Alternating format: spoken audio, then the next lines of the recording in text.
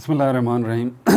कैसे हैं भैया आप लोग? रटना नहीं है, समझना है। Syntax book board first year chemistry chapter number 8 acids bases and salts का पार्ट 8 हम करने जा रहे हैं। कॉपी पेंसिल ले लीजिए, लेक्चर को नोट करना है और मुस्कुराते रहना। Lewis theory of acids and bases, Lewis theory of acids and bases. जब तक आप कंपैरेटिव स्टडी नहीं करेंगे ना, कंपैरिजन नहीं करेंगे पिछली थ्योरीज़ का आपस में, आपको अगली थ्योरी समझ में नहीं आएगी, आपको प्रॉब्लम समझ में नहीं आएगी। कोई रिव्यू कर लें। केमिस्ट हजरात जो थे उनको ऐसे केमिकल्स से वास्ता पड़ता रहा था सदियों से जिनका जायका खट्टा है। उन्होंने बोला भाई ये एसिड्स हैं, और जिनका जायका कड़वा है उन्होंने बोला ये बेसिस है, क्योंकि पहले वक्तों में इसी तरह चेक किया जाता था चीज़ों। तो बहुत सारे केमिकल्स एक साइड पे कर दिए, ये एसिड्स कहलाए, ये बेसिस कहलाए। ओके चलें ठीक है। उसके बाद आगे बात चली, पहली थ्योरी बाकायदा आई, वो हमारे पास आर्हेनियस की थ्योरी है। उसने बात की, बोला भाई जो हाइड्रोजन आयन प्रोड्यूस करे पानी के अंदर वो एसिड्स हैं, और जो हाइड्रोक्साइड आइंस जो है वो प्रोड्यूस करें वो बेस है। ये बात बोली आर्हेनियस ने। लेकिन फिर इसमें गड़बड़ हो गई। क्यों? क्योंकि ये थ्योरी मुकम्मल बात नहीं कर रही थी।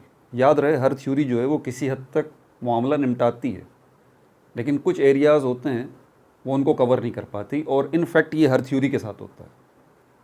तो ये वाली थ्योरी आर्हेनियस की यहाँ तक तो सही है। अब कुछ चीज़ें ऐसी हैं जो कि बेस हैं, जैसे कि अमोनिया NH3, ये बेस है। अमोनिया NH3 ये बेस है, लेकिन ये तो कोई हाइड्रोक्साइड आयन प्रोड्यूस नहीं करता पानी के अंदर। अब क्या करें भाई? तो क्या आर्हेनियस की थ्योरी गलत हो गई? नहीं, ऐसी बात नहीं है, गलत नहीं हुई, बल्कि ये कहा जाता है कि उसकी थ्योरी ने मुकम्मल चीज़ें कवर नहीं कर रही। बड़ी हद तक उसकी बात सही थी।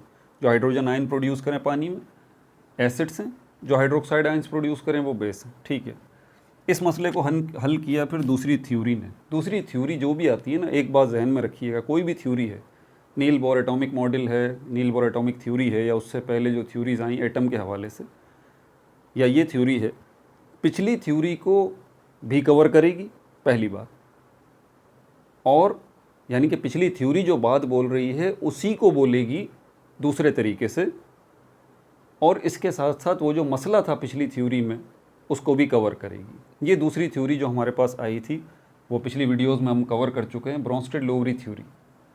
उन्होंने बोला बाबा आप हाइड्रोजन आयन और हाइड्रोक्साइड आयन की ज़बान से ना देखें, आप ये बोलें आसान लफ्ज़ों में, वो चीज़ें जो कि प्रोटॉन जो है वो डोनेट करते हैं एसिड से, और जो प्रोटॉन को एक्सेप्ट करते हैं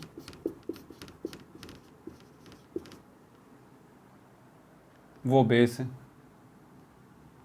जो प्रोटॉन डोनेट करते हैं वो एसिड हैं, और जो प्रोटॉन को एक्सेप्ट करते हैं वो बेस हैं। ये प्रोटॉन बेसिकली हाइड्रोजन आयन ही है, हाइड्रोजन आयन ही। ये ब्रोंस्टेड-लोवरी थ्योरी थी।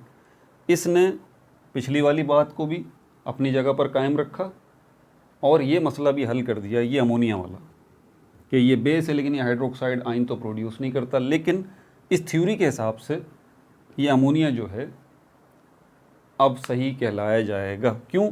क्योंकि ये थ्योरी कहती है, ब्रोंस्टेड-लोवरी थ्योरी, के जो एक्सेप्ट करे हाइड्रोजन आयन को, हाइड्रोजन आयन मतलब प्रोटॉन, उन्होंने हाइड्रोजन आयन नहीं कहा, प्रोटॉन का है, बात एक ही है वैसे, तो जो एक्सेप्ट करे वो बेस है। अब ये जो अमोनिया है ये हाइड्रोजन आयन को एक्सेप्ट कर सकता है, प्रोटॉन को एक्सेप्ट कर सकता है, ठीक है, और ये बना लेता है अमोनियम आयन, अमोनियम आयन। तो इसने एक्सेप्ट किया है इस प्रोटॉन को, इस हाइड्रोजन आयन को, इस पॉइंट ऑफ व्यू से अब ये बेस कहलाता है। ठीक है, तो ये प्रोटॉन डोनर और एक्सेप्टर वाली थ्योरी दी, ब्रोंस्टेड-लोवरी थ्योरी कहलाती है, जिसमें ये मसला हल हो गया। लेकिन अब फिर वही कि कुछ एरियाज़ ये भी कवर नहीं कर पा रही थी। वो कौन से एरियाज़ हैं? वो एरियाज़ हैं हमारे पास ये कार्बन डाइऑक्साइड। इसका क्या करें भाई? कार्बन डाइऑक्साइड, अच्छा कुछ चीज़ें ऐसी होती हैं जो एसिड नहीं होती, एसिडिक होती हैं। ये मैंने पहले पार्ट में समझाया था, एसिडिक होती हैं। मतलब जब उनको पानी में डाला जाता है तो वहाँ पर वो एसिड्स प्रोड्यूस करती हैं, एसिड्स बनाती हैं। ये भी एक ऐसा ही मसला था। कार्बन डाइऑक्साइड गैस है, आपने नहीं सुना होगा कोई इसको एसिड कहेगा, नहीं, इसको एसिडिक कहते हैं। क्यों? क्योंकि जब ये पानी में इसको डिज़ोल्व किया जाता है कार्बन डाइऑक्साइड को, तो ये वहाँ पर एक एसिड बनाती है जिसको कहा जाता है कार्बोनिक एसिड। क्या कहा जाता है? Carbonic acid. तो अब चीज़ें दो तरह की हो गई यहाँ पर, एसिड और एसिडिक, बेस और बेसिक। समझ में आ गई बात? तो ये मसला हल नहीं हो रहा था, क्योंकि इसमें तो अब ये एसिड जो है वो बना रहा है पानी के अंदर कार्बोनिक एसिड, तो इसको क्या नाम दिया जाए? पहली बात कि ये बनाने वाला है एसिड को, और दूसरी बात यहाँ तो कोई प्रोटॉन डोनर और एक्सेप्टर का चक्कर ही नहीं है। अब क्या किया जाए? तो बड़ी हद तक इसने ब्रोंस्टेड-लोवरी थ्योरी ने proton donor acceptor point of view से मामले को क्लियर कर दिया, लेकिन ऐसे चीज़ें सामने आ गई। फिर कुछ चीज़ें ऐसी थी जो कि वो थी न्यूट्रल थी, एम्फोटेरिक सब्सटेंसेस जिनको कहते हैं, वो न्यूट्रल थी। ठीक है, एल्युमिनियम क्लोराइड जैसे कि हमारे पास है, बोरॉन ट्राइफ्लोराइड और फेरस क्लोराइड। अब ये वो चीज़ें हैं जो ना एसिडिक हैं, जो ना एसिड हैं ना बेस हैं, जो ना एसिडिक हैं ना बेसिक हैं।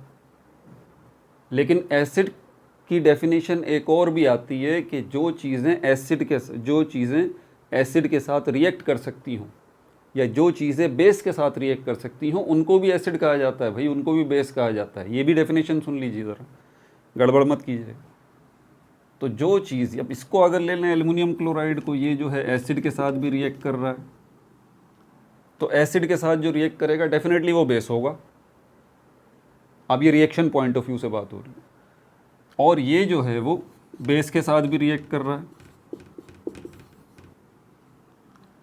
एसिड के साथ भी रिएक्ट कर रहा है, बेस के साथ भी रिएक्ट कर रहा है, एम्फोटेरिक सब्सटेंस जैसे कि वाटर भी होता है। इनका मसला क्या करें? तो बहरहाल ब्रोंस्टेड-लोवरी थ्योरी जो प्रोटॉन डोनर एक्सेप्टर की बात करती है, यहाँ पर आके इन मसलों को हल नहीं कर रही। कि पहली बात, ये एसिडिक चीज़ें हैं जो एसिड्स बना रही हैं, जैसे कि कार्बन डाइऑक्साइड, और कुछ चीज़ें जो कि ना एसिड हैं ना एसिडिक हैं ना बेस हैं ना बेसिक हैं, लेकिन एसिड के साथ बेस ही रिएक्ट करता है। तो ये एसिड के साथ रिएक्ट कर रहे हैं तो फिर इस तरह से ये बेस हुए, और ये बेस के साथ रिएक्ट कर रहे हैं तो इस पॉइंट ऑफ व्यू से ये एसिड हुए। ये वो मसले थे जिनको हल किया था G.N. ल्यूइस ने 1923 में। G.N. ल्यूइस 1923 में इसने ये मसला हल किया था। लेकिन इसकी थ्योरी में भी कुछ ना कुछ खामियां, कुछ लिमिटेशंस रह गई थी, लेकिन बहरहाल वो हमारे अभी सिलेबस का हिस्सा नहीं है। इसने ये थ्योरी दी थी, इसने बोला बाबा आप जो है ये सब मसलों का हल निकाल देते हैं। ठीक है, इसी ने ये बताया ये एम्फोटेरिक सब्सटेंसेस होते हैं, बज़ाहिर ये न्यूट्रल मॉलिक्यूल्स हैं, लेकिन इनको एम्फोटेरिक सब्सटेंसेस कहेंगे। ये मसला इसने हल किया, और इसने जो थ्योरी दी इसने आसान सी बात बोली। इसमें आपको कोऑर्डिनेट कोवलेंट बॉन्ड या डेटिव बॉन्ड को भी समझना पड़ेगा। इसने जो बात बोली, इसने बोला जो एसिड वो है और बेस वो है। क्या बोला इसने? एसिड जो है वो है जो एक्सेप्ट करे इलेक्ट्रॉन पेयर को, एक्सेप्ट करे इलेक्ट्रॉन पेयर को। कंपैरिजन देख रहे हैं? तीसरी थ्योरी है। पहली थ्योरी आर्हेनियस की, क्या बोला? एसिड्स वो हैं जो पानी में हाइड्रोजन आयन प्रोड्यूस करें, बेस वो हैं जो हाइड्रोक्साइड आयन्स प्रोड्यूस करें। फिर दूसरी थ्योरी ब्रोंस्टेड-लोवरी थ्योरी क्या कह रहा है? प्रोटॉन डोनर प्रोटॉन एक्सेप्टर, जो प्रोटॉन डोनेट करे वो एसिड, जो प्रोटॉन एक्सेप्ट करे वो बेस। आर्हेनियस, ये जीन ल्यूइस ये कहता है जो इलेक्ट्रॉन पेयर को एक्सेप्ट करे वो एसिड है, और जो डोनेट करे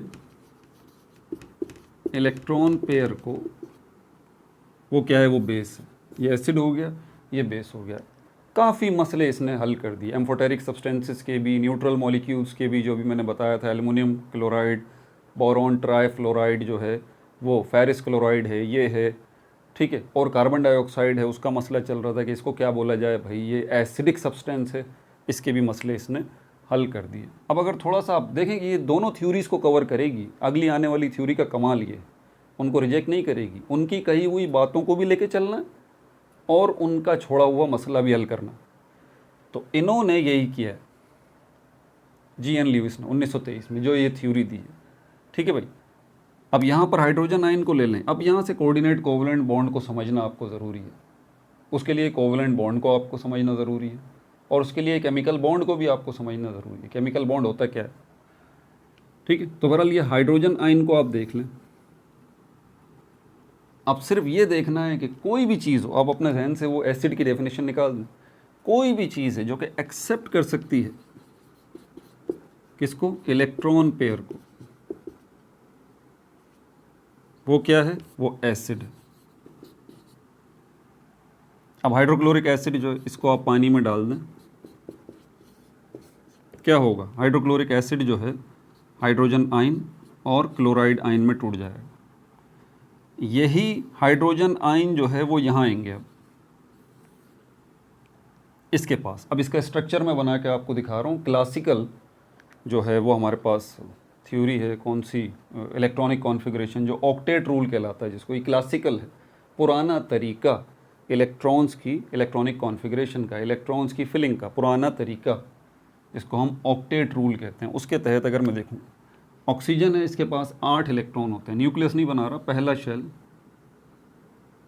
इसमें 2 इलेक्ट्रॉन आ गए ऑक्सीजन के, तो 8 इलेक्ट्रॉन, 8 इलेक्ट्रॉन में से 2 पहले शेल में आ गए। ये ऑक्टेट रूल के मुताबिक कर रहा हूँ, पहले शेल में। ऑक्टेट रूल यही कहता है कि भाई पहले शेल में, जिस टाइम ऑक्टेट रूल आया था उस टाइम सब शेल्स, ऑर्बिटल्स का कोई कॉन्सेप्ट नहीं था, ये बात जहन में रखिएगा, सिर्फ शेल्स का था।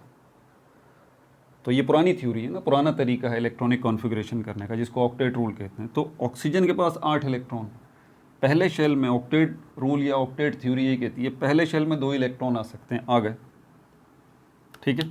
अब जितने बचेंगे 6 बच गए, वो जाएंगे अगले शेल के अंदर, लेकिन जाएंगे कैसे, इसको ज़रा ध्यान में रखें।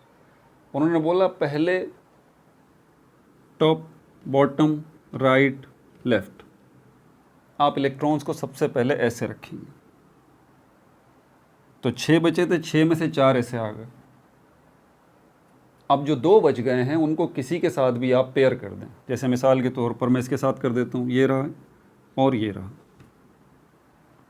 अब वैलेंस शेल कहते हैं लास्ट शेल को, तो ऑक्सीजन का वैलेंस शेल यही लास्ट शेल सेकंड वाला है, और इसकी पोजीशन कुछ इस किस्म की है कि यहाँ पर 2 किस्म के इलेक्ट्रॉन हैं।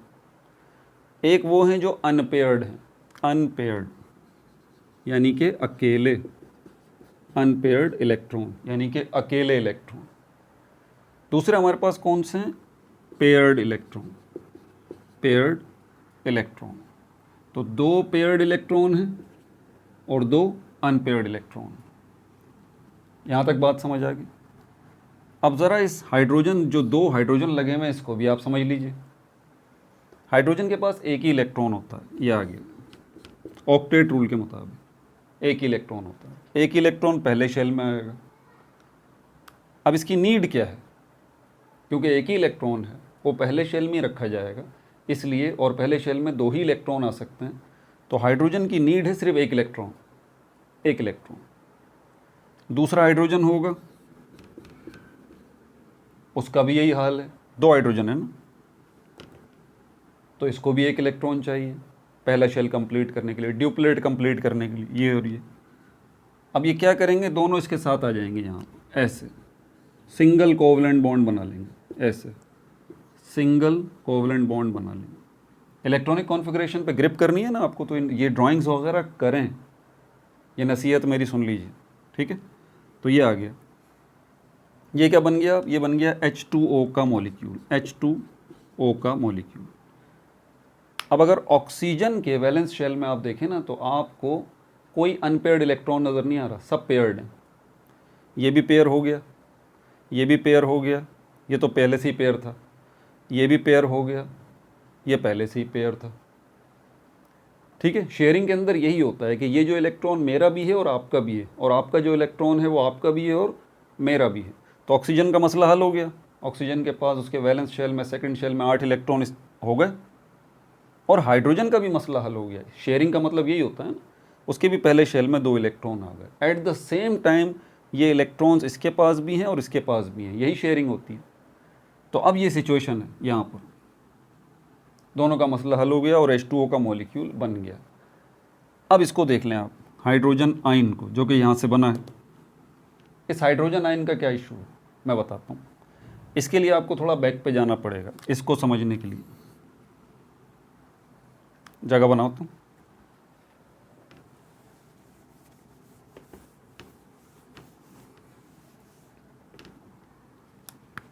HCl, हाइड्रोजन और क्लोरीन मिलने से पहले और मिलने के बाद क्या हालात हैं। हाइड्रोजन के पास 1 इलेक्ट्रॉन, 1 प्रोटॉन, न्यूट्रॉन कोई नहीं। क्लोरीन के पास 17 इलेक्ट्रॉन, 17 प्रोटॉन और न्यूट्रॉन 18, 19 भी होते हैं। बहरहाल न्यूट्रॉन हमारा टारगेट नहीं है, न्यूट्रॉन को आप छोड़ दें, इसका कोई लेना देना इसमें नहीं है, अभी ये हमारा टारगेट नहीं है। बहरहाल तो अब इसको अगर मैं देखूं, इसको तो, और न्यूक्लियस को भी नहीं बना रहा मैं, डायरेक्ट मैं शेल बना रहा हूँ। हाइड्रोजन को देखें तो इसके पास ये 1 इलेक्ट्रॉन, क्लोरीन को देखें 17 इलेक्ट्रॉन है। ये सब ऑक्टेट रूल के मुताबिक चल रहा है। तो 17 इलेक्ट्रॉन में ऑक्टेट रूल क्या कहता है, पहले शेल में 2 रखो इलेक्ट्रॉन, रख दिए भाई। 17 में से 2 चले गए, कितने बचे, 15। अगले शेल में, पहले को छोड़ के इसके बाद आने वाले शेल में आप 8 इलेक्ट्रॉन रख सकते हैं। कितने इलेक्ट्रॉन रख सकते हैं, 8 रख सकते हैं। कितने बचे हैं अभी यहाँ पर, 17 में से 15 बचे हैं, मतलब 8 रख सकते हैं। कैसे रखेंगे ये बात मत भूलिएगा। टॉप, बॉटम, राइट, लेफ्ट, फिर पेयरिंग करें। 8 आ गए, तो 15 में से 2 इसमें आ गए पहले शेल में, फिर 8 आ गए, टोटल कितने हो गए, 10 इलेक्ट्रॉन हो गए। इलेक्ट्रॉन बचे में अब थर्ड शेल पे जा सकते हैं ऑक्टेट रूल के मुताबिक। अभी जो 7 इलेक्ट्रॉन बचे हैं क्लोरीन के, तो वही करेंगे, टॉप, बॉटम, राइट, लेफ्ट। 7 में से 4 निकल गए, 3 इलेक्ट्रॉन बच गए। इसको किसी के साथ भी आप पेयर कर दें, तो मैं इसके साथ कर देता हूँ। अब क्लोरीन के एटम की पोजीशन ये है, ये इसका वैलेंस शेल जो है वो तीसरा वाला है, और इसमें 1 2 3 तो पेयर्ड इलेक्ट्रॉन है और 1 अनपेयर्ड इलेक्ट्रॉन है। इसको अपना वैलेंस शेल कंप्लीट करने के लिए 1 इलेक्ट्रॉन चाहिए। ये हाइड्रोजन आएगा अब, क्योंकि इसको भी अपना वैलेंस शेल कंप्लीट करने के लिए 1 इलेक्ट्रॉन चाहिए। ये बड़ा सूटेबल पैक बन गया। अब ये मिलेंगे आपस में ऐसे।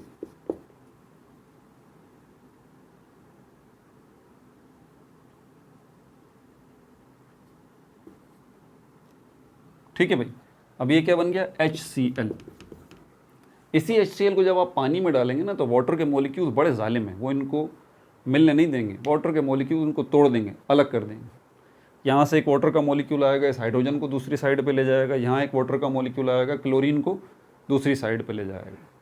अब जब ये अलग अलग होंगे हाइड्रोजन और क्लोरीन, क्योंकि हाइड्रोजन बेचारा छोटा सा आइटम है और क्लोरीन बहुत बड़ा आइटम है, तो हाइड्रोजन के पास इतनी ताकत नहीं है कि उसने जो अपना इलेक्ट्रॉन शेयर कराया है उसको वापस ले सके।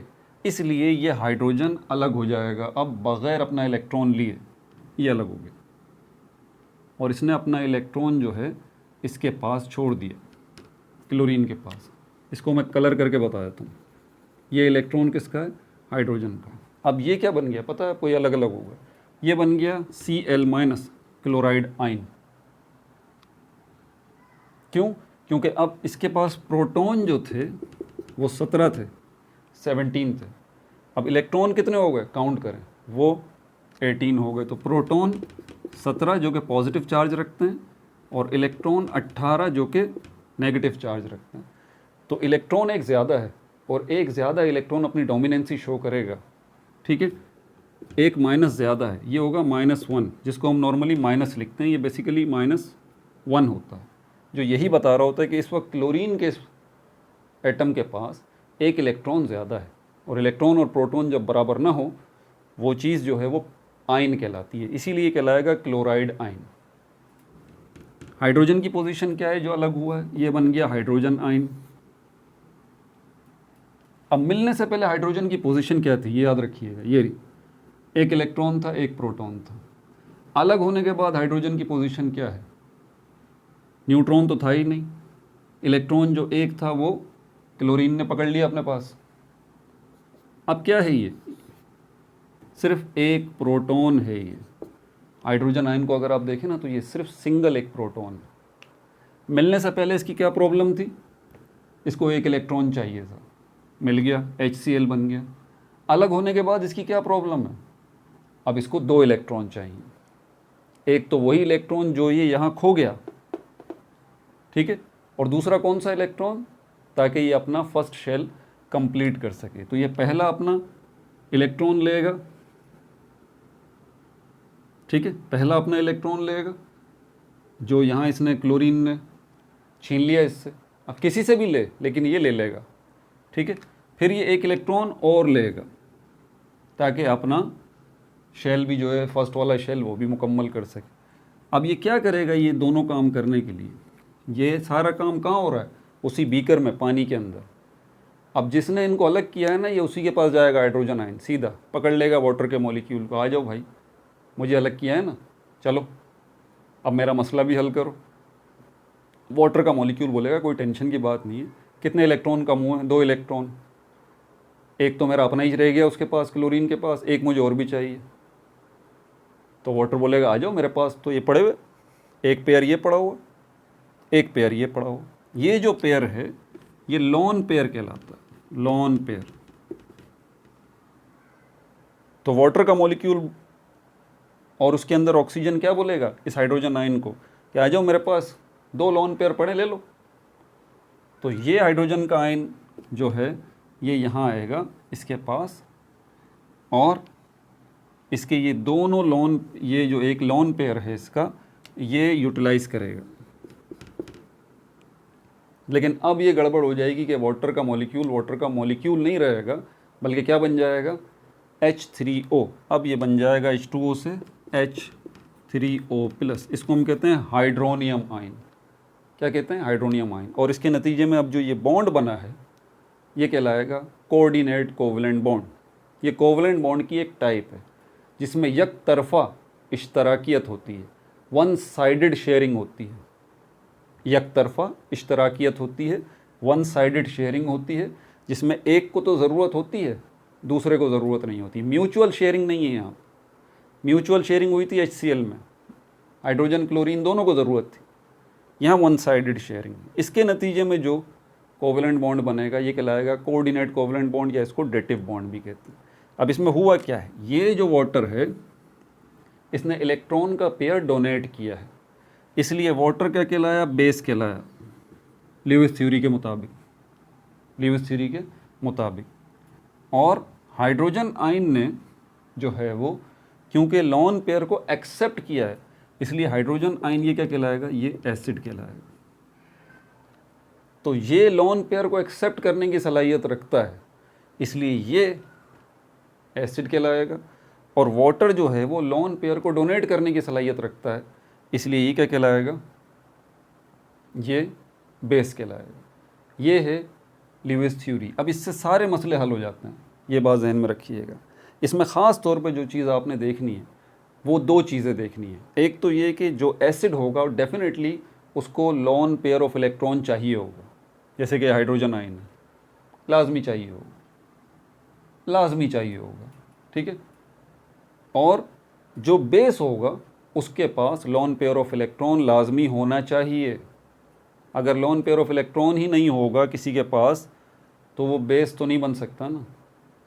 तो दोनों चीज़ें होनी चाहिए, एक वो जिसको इलेक्ट्रॉन पेयर की ज़रूरत है, दूसरा वो जिसके पास लोन पेयर ऑफ इलेक्ट्रॉन है। तो हाइड्रोजन आयन जो है इसको लोन पेयर ऑफ इलेक्ट्रॉन की ज़रूरत है, और ये वाटर का मॉलिक्यूल जो है इसके पास लोन पेयर ऑफ इलेक्ट्रॉन मौजूद है, ये रहा।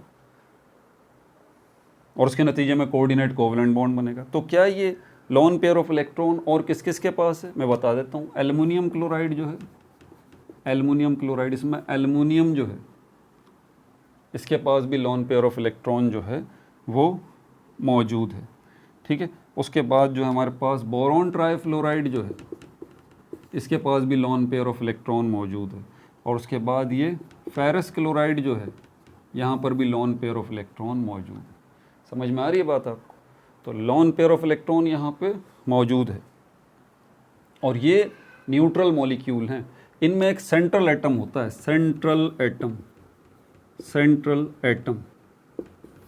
जिसके पास लॉन पेयर ऑफ इलेक्ट्रॉन होगा, जिसके पास लॉन पेयर ऑफ इलेक्ट्रॉन जो है वो होगा, ठीक है भाई। अच्छा, और क्या बात की जा रही है इसके अंदर?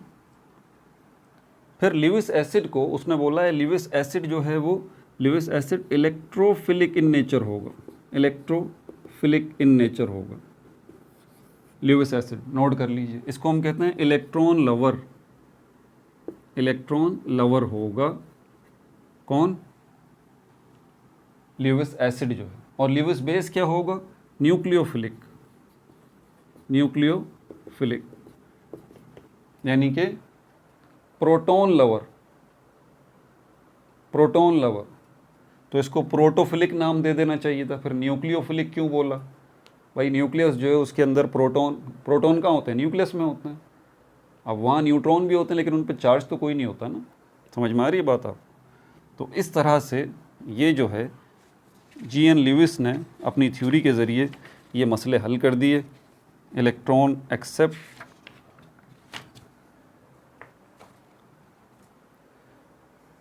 ठीक है भाई।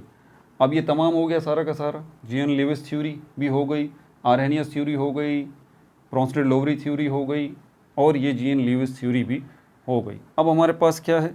अब हमारे पास जो है